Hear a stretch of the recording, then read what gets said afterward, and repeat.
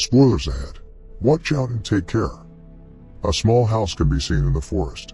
Inside the house, someone is making dinner, throwing asparagus in a pan, checking on the rice and the lamb rib in the oven. Maddie reads the instructions about the sauce she needs to prepare, and later she tries it, disliking it horribly. She sees a message from her neighbor asking to come over, and she says yes.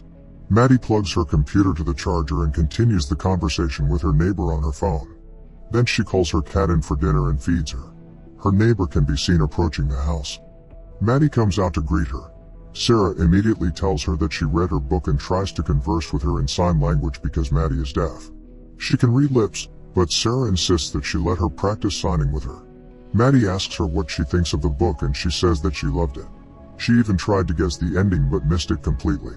Maddie tells her that her writer's brain is the reason why she can come up with different types of endings. Any possible outcome plays out in her brain like a movie.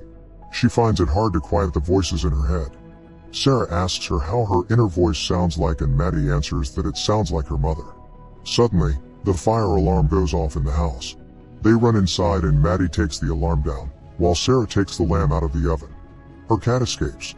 Sarah says that the alarm is very loud, but Maddie tells her that it needs to be very loud so she can feel the vibrations in her sleep. Later, they sit on her porch talking about her cat. Maddie tells Sarah not to worry about it because she's very independent. Sarah asks her to come over and order something to eat because her food got ruined, but she tells her that she has to work. Before Sarah leaves, she rehearses the new signs she learned from her. After she's gone, Maddie gets a message from Craig, saying that he's thinking of her, but she deletes it. Later that night, Maddie is on her computer, eating and working on her new novel. She thinks through the ending of the book, but can't decide what would be the best one. Maddie reaches a hurdle in her writing, so she decides to FaceTime Craig. She drops the call before it can establish a connection. He keeps trying to reach her, but she neither picks up on her laptop or her phone. Maddie goes to clean the mess she made in the kitchen when she was preparing dinner, when suddenly Sarah starts banging on her door in a panic. She hopes that Maddie would see her, but she gets shot with an arrow and then killed right in front of her window. Maddie doesn't notice a thing. The killer observes through the window and knocks on it to see if she'll hear him. When he realizes that she doesn't, he drags the body away. Craig keeps calling Maddie, but she doesn't want to pick up. She sits down to write again, but doesn't do much better than before. Meanwhile, the killer enters her house and walks up to her. Completely oblivious to his presence, she laughs about her writer's block. Suddenly, she gets a FaceTime call from her sister and the killer backs away from the camera. They talk about her novel for a moment, then Maddie tells her about Craig. Her sister tells her to get back in the dating pool, but she doesn't want to. Then she asks Maddie to come back to the city and live with her, to stop isolating herself. The killer grabs her phone from the counter and her sister notices it on camera. Maddie says that it's probably her cat, but that she needs to go find her. They say goodbye, then she calls her cat by using the sound of the food in her bowl. She doesn't come to her calls, as Maddie continues to look for her through the house. The cat isn't upstairs either. Maddie opens the door and calls the cat again, but leaves it open when she doesn't come to her. She sits down to write again. Suddenly, she gets a picture message from her own phone. The images are from her looking for the cat and the exact moment she looks at them on her computer. Maddie is scared and walks toward the door cautiously. She sees the killer standing on her porch. He shows her that he has her phone and she immediately runs to close the door in the last second. The killer keeps trying every door of her house, but when he realizes that he can't come in, he circles to the other side of the house and almost gets inside. Maddie goes to call 911 on her computer, but he turns the power off. She tries to join Sarah's network, but she doesn't know the password. He tries to mess with her, then walks off. Maddie goes to the door, only to see him slash the tires on her car and hide in the woods. She writes a message on the glass of the door and lights it up with a flashlight. The killer reads the message and takes off his mask. He asks if she can read his lips and she nods affirmatively. The man tells her that he knows that she lives alone and that there is no boyfriend coming.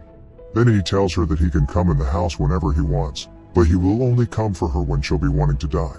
She nods that she understands. Before he walks away, he tells her that they can have fun.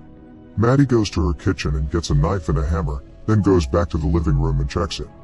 Next, she gets to her bedroom, barricades the door and pulls the curtains on her windows. Maddie peeks through the window, but doesn't see him out. Suddenly, there's a shadow on her window. He knocks on it and she sees him doing that in the shadows cast on the ground. When she checks it, she sees that he's knocking on her window using Sarah's body. Maddie drops her weapons and goes back to the living room, crying. Suddenly, she remembers Sarah putting her phone in her back pocket. She takes her car keys out and tries to activate the car alarm, but can't do it through the window. She opens the door and quickly manages to activate it. The man hears it and she sees him walking over to the car. Maddie runs back to her room and looks for Sarah's phone in her pockets, but he comes back. She pulls back inside and slams the window on his fingers. In a fraction of a second she grabs her knife and stabs him. The man is bleeding, so he rips a piece of Sarah's shirt and wraps his arm with it. He realizes that she was looking for her phone, so he shows her that he has it, then he leaves it on the body. She walks back to the living room and he tries to open the window again. Moments later, Maddie sees him moving outside and hides from him. He peeks through the glass door and doesn't see her, but he figures out where she's hiding. She opens the door and leaves the house, hiding when she sees him. He walks right past her hiding under the porch, then she feels for the vibrations from his steps on the wooden floor. The man walks around the house again, tricking her to get out of hiding, and when she runs he shoots at her a few times with his crossbow, but he keeps missing. She gets back to the house and locks the door again. Maddie gets up to the second floor and observes him from there. When she sees that he's at the front door, she opens a window and climbs out on the back of the house. Maddie is careful to be extra quiet. He's at the front side of the house, so she throws her lit flashlight in the woods to distract him. The man follows the flashlight and she climbs down from the roof. When he shows up and he shoots her. He shoots her again and climbs up to see if he got her. Meanwhile, she takes the arrow out of her leg, and when he reaches the roof, she pushes him off and grabs his crossbow. Maddie doesn't know how to load it, which gives him time to climb after her. She manages to get back inside the house before he reaches the window. Maddie points the crossbow at him and scares him away. She gets to her bathroom to take care of her wound. Maddie pours alcohol on it and wraps her leg to stop the bleeding. She's in her bathroom, crying and trying to figure out what to do. Then she takes the crossbow and sees markings on it. Maddie tries to load the weapon, but she can't get the bow to the mechanism that holds it drawn. She tries again, but this time the man can see her through the bathroom window. Suddenly, another man knocks on her front door, looking for Sarah. Maddie doesn't hear him, but the killer does. The man is Sarah's boyfriend, John. He sees the message on the door and wants to call the police, when the killer appears pretending to be a cop. He tells him to drop the phone, but John tells him that it's not a weapon and says that he doesn't want any trouble. The killer tells him to drop on his knees and show him his ID. John says his ID is in his wallet and that he'll put his phone down to take it out. He takes the wallet out and the man takes it from him. The killer looks at his ID, then asks if he lives next door. John nods and the man apologizes for scaring him. He lies to him that he responded to a call and that he found the place like that. Someone was inside the house and ran past him when he arrived, knocking him out. He says that the person also took his gun as well as his radio and that he needs to call the sheriff. John begins to doubt if he's a cop, but he tells him that he's a deputy and that he's new at the job. The man asks to use John's phone and he gives it to him. He pretends to call his station for John's benefit, but doesn't give him his phone back when he's done and he puts it in his pocket. The two of them talk about Maddie and John tells him that she pretty much keeps to herself. He sees that the man's arm is bleeding and asks him about it, so he lies that the man that jumped him did it. John wants his phone back and when he gives it to him, Sarah's earring falls out of his pocket. John recognizes it. He starts asking the man questions to see if he would be able to catch him in a lie. The man dodges all of them. In the meantime, Maddie is still trying to draw the bow and gets nowhere with it. John is still trying to figure out who the guy is, but at this point he's sure that he isn't a police officer. He tells him that Maddie has a key hidden in a planter at the bottom of the stairs. When the man goes down there to check, John picks up a rock and starts getting closer to him, chatting still, so he doesn't realize that he's planning something. The moment he gets a chance to hit him over the head, Maddie starts banging on the window and the man stabs him. John still goes after him, but the man runs around him until he falls on the ground. Maddie is seeing it all happen and the man thanks her for showing up at the right time. He leans toward John and he jumps him, tackling him over and grabbing him tightly. He tells Maddie to run.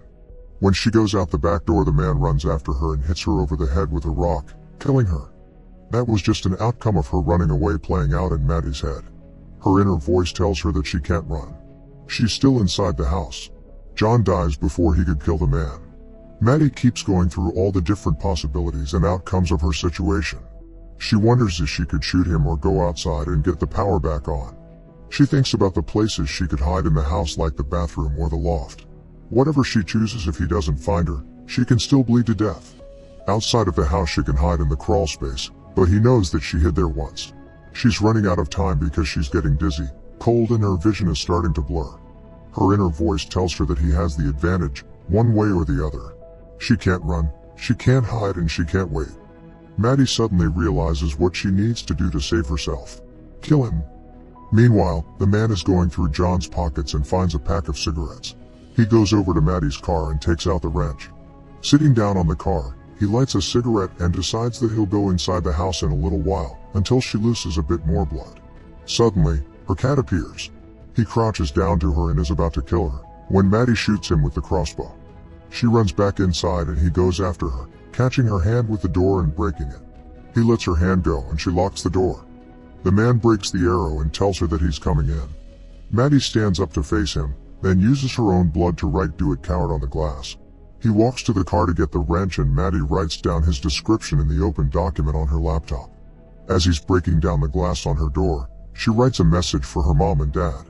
Maddie hides in the bathroom and waits for him there. She begins to lose consciousness and doesn't notice him coming in from the window behind her. The man lets out a breath which she can feel on her neck, so she turns around dodging his knife and she stabs him. She runs out of the bathroom and gets to the kitchen, seemingly passing out on the floor. He limps toward her, ready to kill her, when suddenly she sprays his eyes with wasp repellent. She grabs the fire alarm and activates it, further incapacitating him until he drops the knife. Maddie grabs the knife, but he pushes her on the floor and they fight. He almost kills her, when she reaches the wine opener and kills him. She regains her strength and takes her phone out of his pocket. She dials 911 and passes out. A bit later, Maddie walks out of her house and sits on her porch. Her cat sits next to her.